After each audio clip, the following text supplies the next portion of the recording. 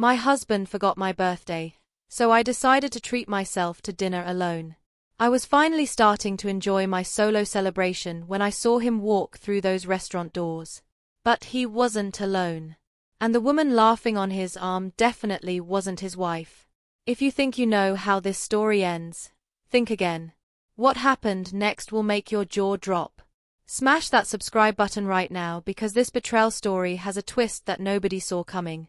Trust me, you'll want to tell everyone about this. You know that feeling when you wake up on your birthday expecting something special and instead you get nothing? That was my morning 3 months ago. I'm Angela. I'm 28 years old and I've been married to Tel for 3 years. 3 years that I thought were pretty good. You know, we had our ups and downs like any couple, but I believed we were solid. So, there I was, lying in bed on my 28th birthday, waiting for Tel to say something. Anything. Good morning, beautiful would have been enough.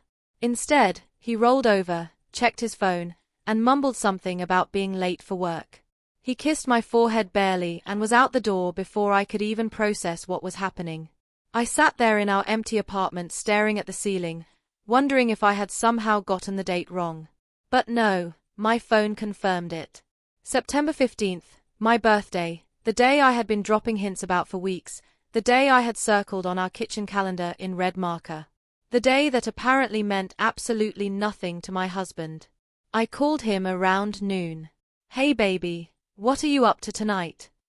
I asked, trying to sound casual, but hoping he'd remember. His response, oh, I'm going to be working late tonight, babe. Big project deadline. You know how it is. My heart sank. 3 years of marriage, and he couldn't even remember the day I was born. But you know what? I decided I wasn't going to let his forgetfulness ruin my day. If my husband couldn't celebrate me, then I would celebrate myself. I spent the afternoon getting my hair done. My nails painted a gorgeous burgundy, and I put on this black dress that makes me feel like a goddess. I'm talking about the dress that hugs every curve and makes me feel powerful. If I was going to have dinner alone on my birthday, I was going to do it in style. I chose this upscale Italian restaurant downtown called Romano's. It's the kind of place with dim lighting, white tablecloths, and prices that make you think twice before ordering dessert. But it was my birthday, and I decided I deserved to treat myself properly. I made a reservation for one, which felt weird, but also kind of liberating. Walking into that restaurant alone was intimidating at first. The hostess gave me this sympathetic look when I said, "Table for one," and I could feel other couples glancing at me as I followed her to my table. But after I ordered a glass of their best red wine and really looked around, I started to relax. The food smelled incredible. Soft jazz was playing and honestly, I was enjoying my own company. I ordered the salmon with risotto, something Tel never would have let me get because he doesn't like fish. I took pictures of my food, posted them on Instagram with the caption, "Treating myself right on my special day." My friends started commenting immediately, "Where's Tel? Happy birthday, Queen. You look amazing."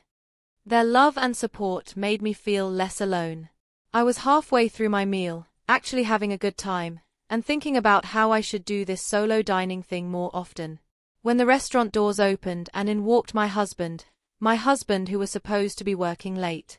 My husband who forgot my birthday. My husband who was holding hands with a woman who definitely wasn't me. I'm not even exaggerating when I tell you I nearly choked on my wine.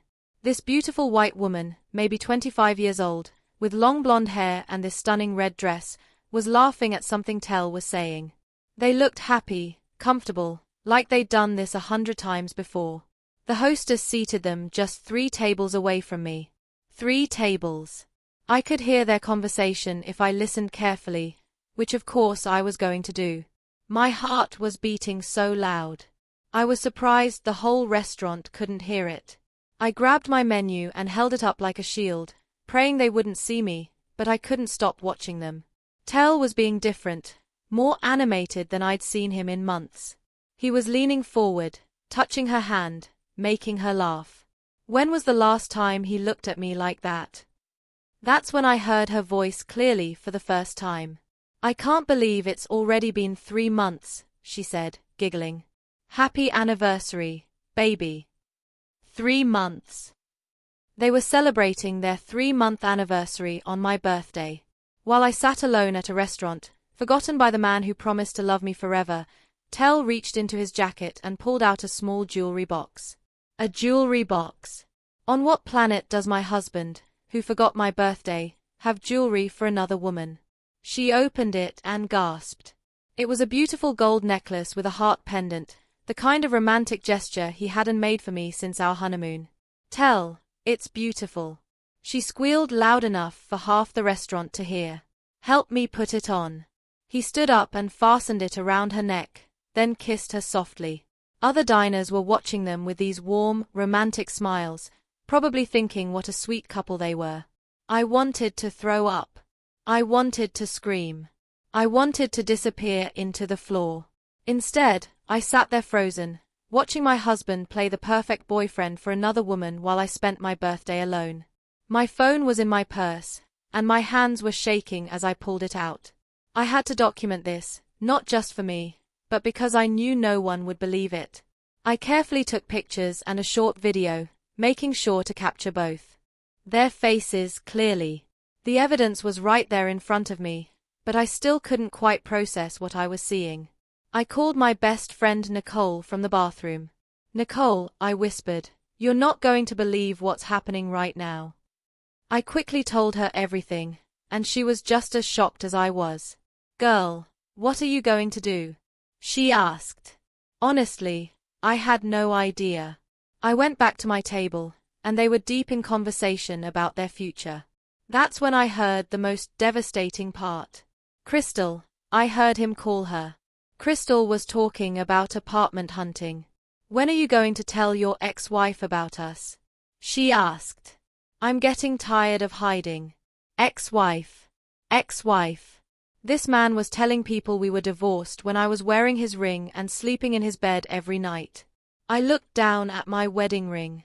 This simple gold band that suddenly felt like a lie on my finger. Soon, baby, he said. I just need to handle some paperwork and then we can be completely open about us. I promise. He took her hand across the table. I've never felt this way about anyone before. You make me want to be a better man. I've never felt this way about anyone before.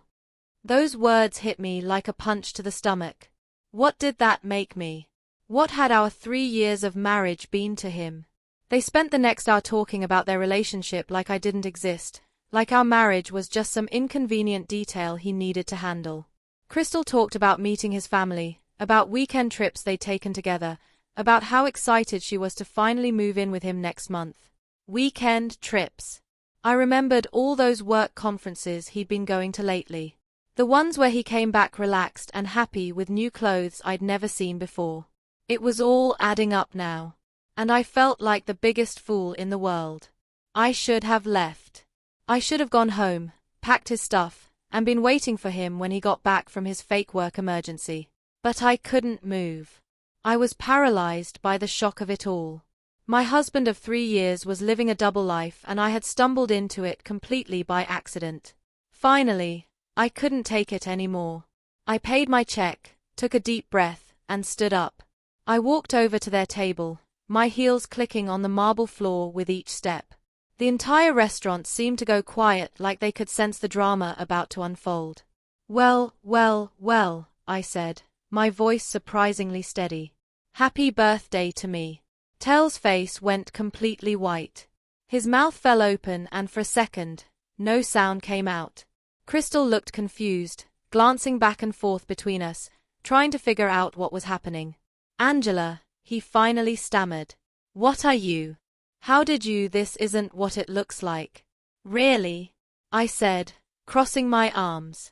Because it looks like my husband is having a romantic anniversary dinner with his girlfriend while I spent my birthday eating alone. I turned to Crystal, who was now looking mortified. Hi, I'm Angela, Tell's wife, his very much not divorced wife. Crystal's eyes went wide. Wife? She looked at Tell. You said you were divorced. You said the papers were finalized months ago. The whole restaurant was watching now. Other diners had stopped eating. Servers had stopped moving. And everyone was staring at our little triangle of drama. I could hear whispers starting at nearby tables. "Tell," Crystal continued, her voice getting louder. "You told me you were single. We've been talking about moving in together." She stood up abruptly, her chair scraping against the floor. "Are you kidding me right now?" "Crystal, wait," Tell said, reaching for her arm. "I can explain everything." "Explain?" I laughed, but there was no humor in it. "Oh, please do explain, Tell. Explain how you forgot your wife's birthday to celebrate your 3-month anniversary with your girlfriend. Explain how you're telling people we're divorced while I'm at home doing your laundry and making your dinner every night. Please enlighten us both." He opened and closed his mouth like a fish out of water. There was no explanation that could make this better, and we all knew it. Crystal grabbed her purse. "Don't ever contact me again," she said to Tell. Then she looked at me with genuine sadness. "I'm so sorry. I had no idea." And she walked out, leaving us standing there in the middle of the restaurant. I looked at my husband, this man I had loved and trusted and planned a future with, and felt something shift inside me. The hurt was still there. The betrayal was crushing. But underneath it all, I felt relief. Finally, I understood why he'd been so distant. Finally, I knew why our marriage had felt wrong lately. It wasn't me, it was him.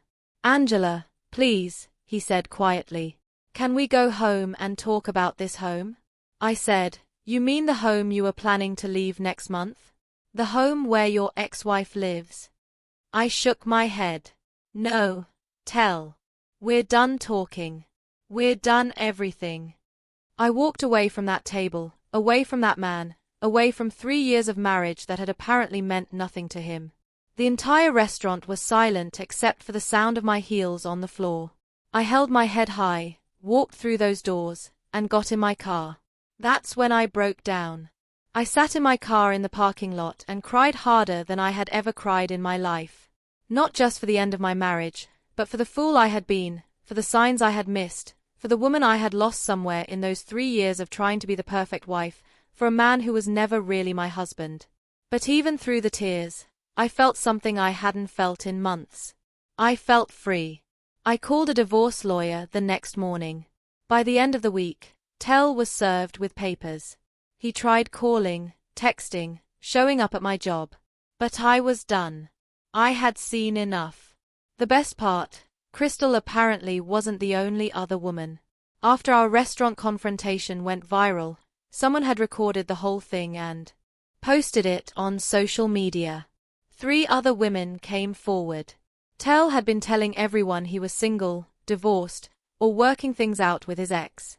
He was a professional liar, and I was just one of many women he was deceiving.